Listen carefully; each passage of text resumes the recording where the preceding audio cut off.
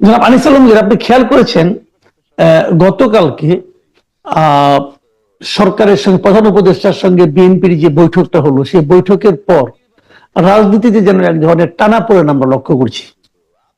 সেটা হলো নির্বাচনের ডেট নিয়ে। বিএনপি বলছে যে নির্বাচনের ডেট ডিসেম্বরে হওয়া উচিত, তারা একটা রোড ম্যাপ চায়। এগুলো আপনি শুনেছেন, নতুন করে বলার কিছু নেই। তো এগুলোকে কেন্দ্র করে আপনি কি মনে করেন যে এতদিন যে এই অন্তর্বর্তীকালীন সরকার সকল রাজনৈতিক দলগুলোর কাছ থেকে এক ধরনের সমর্থন পেয়ে এসেছিল, সেই ধারায় কি কিছুটা ব্যত্যয় ঘটতে যাচ্ছে আগামীতে? আমি খুব দেখি না এই জায়গায়, কারণ তারা বলেছে যে জুনের মধ্যে আমরা করে ফেলবো, জুনের পেছনে যাবে না। আর বিএনপি বলছে ডিসেম্বরের মধ্যেই করতে হবে, বা ডিসেম্বরের মধ্যে আমরা চাই। ডিসেম্বরের মধ্যে চাই মানে জানুয়ারি ফেব্রুয়ারি গেলেও যে খুব যে এটা অন্যায় হয়ে যাবে বা অন্যরাও মাইন্ড করবে তা না, কারণ ফেব্রুয়ারির শেষ থেকে আবার যেহেতু রোজা আসতেছে, রোজার পরে বর্ষা শুরু হবে, তো সিজন আসলে জুন আসলে এমনি খাটে না। মোট কথা হচ্ছে ফেব্রুয়ারি হচ্ছে মেইন সময় এখন। ফেব্রুয়ারি জামাত ইসলামও ফেব্রুয়ারি ব্যাপারে সম্মতি দিয়েছে। তো আমার মনে হয় রাজনৈতিক দলগুলো যদি চাপ থাকে ফেব্রুয়ারির মধ্যেই ইলেকশন করতে পারে। কিন্তু জামাতের কথার মধ্যে একটা ফাঁক আছে আমার যতটুকু মনে হলো।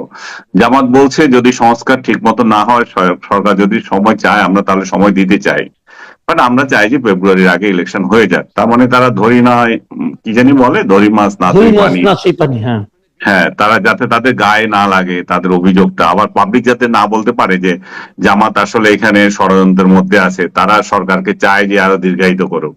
সরকার যে ইচ্ছা, সরকারের কোন কোন ব্যক্তির যে ইচ্ছা দীর্ঘদিন ক্ষমতায় থাকা, অনির্বাচিত হয়ে ক্ষমতা ভোগ করা, সেটা যেহেতু যেমন বিএনপি চাচ্ছে না, বিএনপি বারবার স্মরণ করে দিচ্ছে আপনারা অনির্বাচিত এবং আপনাদের দায়িত্ব আপনারা পালন করে বিদায় নেন।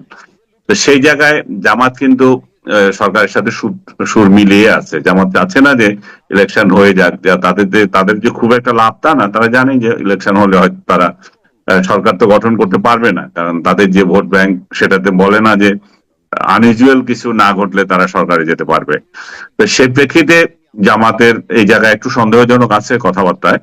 কিন্তু যদি রিসেন্টলি যে বৈঠক হলো খালেদা জিয়ার সঙ্গে জামাতের আমিরের, আমি মনে করি যেটা কোরিয়াল মিটিং হয়েছে এবং রাজনৈতিক দুই দলের প্রধান যখন এখানে কথা বলেছেন, তাদের মধ্যে নিশ্চয়ই একটা আন্ডারস্ট্যান্ডিং আছে যে এইসব ব্যাপারে। এবং এর আগেও আপনি যদি খেয়াল করে থাকেন, সেনাপ্রধানও বলেছিল কিন্তু 18 মাসের মধ্যে নির্বাচন করার জন্য। 18 মাস যদি আগস্ট থেকে ধরা হয় তাহলে ফেব্রুয়ারি পরে, এর পেছনে না। তো সব দিক থেকে মিলিয়ে আমার মনে হয় যে ফেব্রুয়ারির মধ্যে ইলেকশন করার জন্য একটা বড় ধরনের চাপ সরকার নিতে হবে। কিন্তু নির্বাচন আদৌ হবে কিনা বা শেষ দিকে এসে এমন কোনো কিছু মানে আনইউজুয়াল কোনো ইভেন্ট তৈরি হয় কিনা যাতে করে ইউনূস সরকার আবার ক্ষমতায় থাকার জন্য একটা বাহানা পায়, সেটা নিয়ে কিন্তু অনেকে এখনো সন্দিহান। বিশেষ করে তার আশীর্বাদ পুষ্ট যে দল, তাদের তো কোনো মতিগতি এখনো ঠিক নাই। তারা ইভেন এখনো পর্যন্ত নির্বাচনে ইয়েতে দল হিসাবে নিবন্ধন পর্যন্ত করে নাই। এবং লাস্ট আপনি যদি খেয়াল করে থাকেন, লাস্ট তারিখ হচ্ছে 20 এপ্রিল ছিল।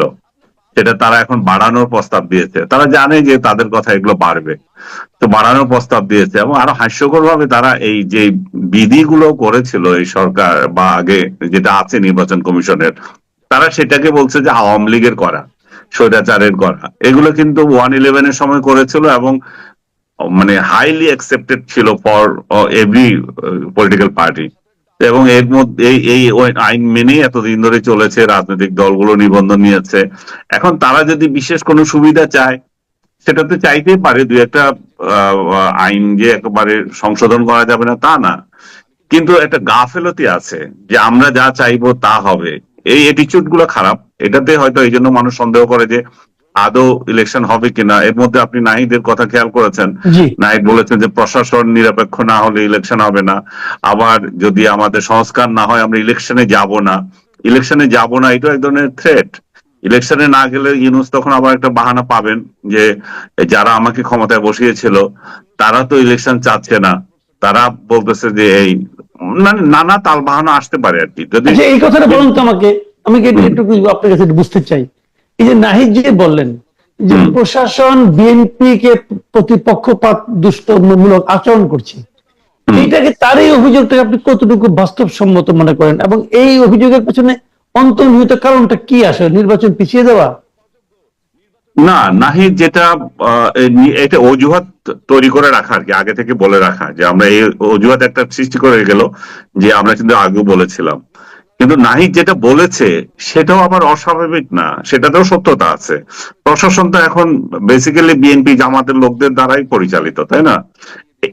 এখানে যদি আওয়ামী লীগ কিংবা অন্য কোনো রাজনৈতিক দল নির্বাচনের সুযোগ পায়, তারাই বরং এই অভিযোগ করতে পারে যে এই প্রশাসন তো আমাদের পক্ষে কাজ করবে না, এটা তো অলরেডি বিএনপির পক্ষে হয়ে গেছে, কিংবা জামাতের পক্ষে কাজ করবে, কিংবা এনসিপির পক্ষেও কাজ করতে পারে, কারণ এদের অ্যাটিটিউড তাই। এরা কোথা থেকে ফসিল কতগুলোকে ধরে আনছে আপনি নিচে খেয়াল করেছেন?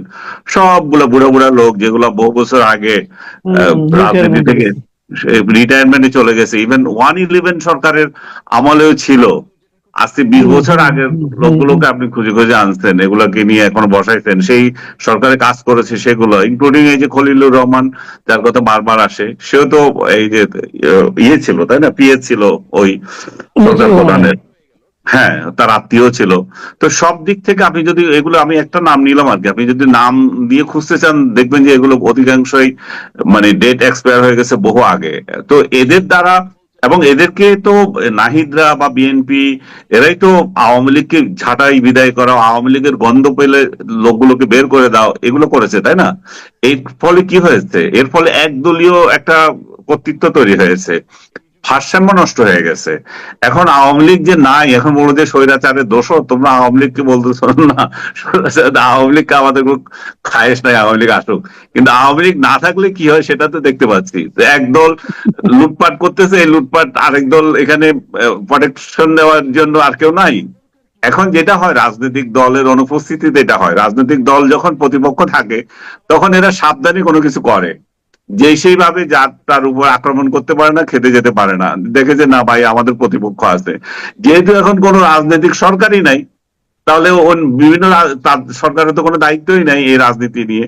আর অন্যান্য রাজনৈতিক দলগুলো যে যার মতো লুটতেছে, কারণ তাদের সরকারের তো বদনাম হচ্ছে না, বদনাম তো হচ্ছে ইউনূস